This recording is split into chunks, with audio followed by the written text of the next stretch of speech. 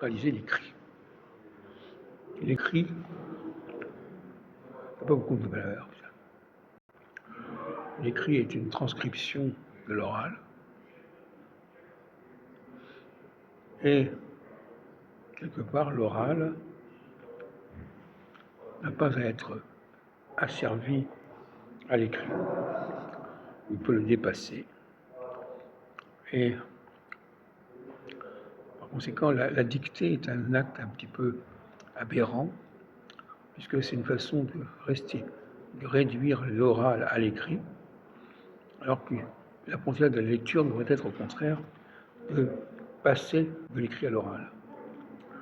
Mais malheureusement, il se passe comme si les gens qui enseignent à lire, au lieu d'enseigner comment on passe de l'écrit à l'oral, qui est la vraie communication, avec ses vraies règles de voyelles, règles de consonnes. Quand j'emploie le mot règle, voyelle, consonne, je n'envoie pas à l'écrit, je renvoie à une sonorité particulière, une sonorité consonantique, la sonorité vocalique.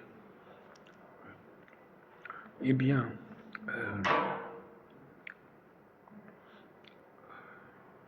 les gens qui sont chargés d'enseigner à lire trahissent leur mission, puisqu'ils imposent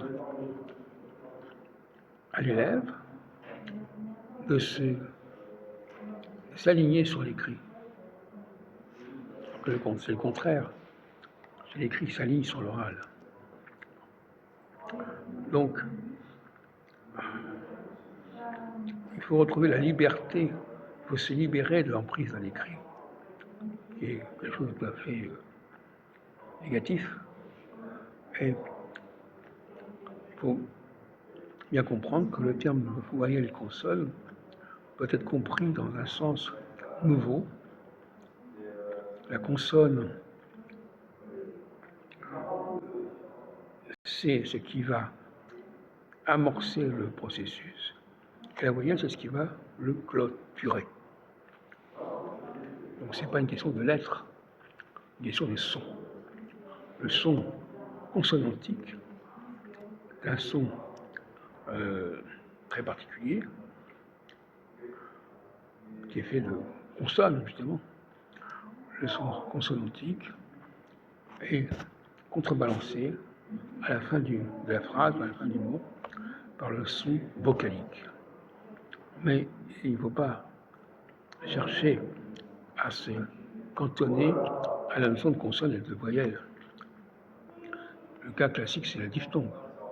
La diphtongue s'écrit avec un N final, et ce N final, il a une vocation vocalique. De la même façon,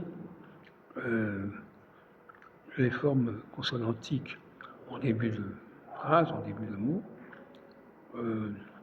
sont permises précisément par le fait de ne pas accorder l'importance au E. Erreur que commettent terriblement les langues latines, par exemple. Comme j'ai parlé tout à l'heure dans une vidéo, on ne peut pas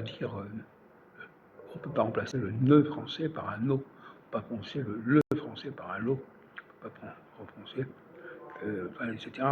C'est pas comme ça que ça se passe.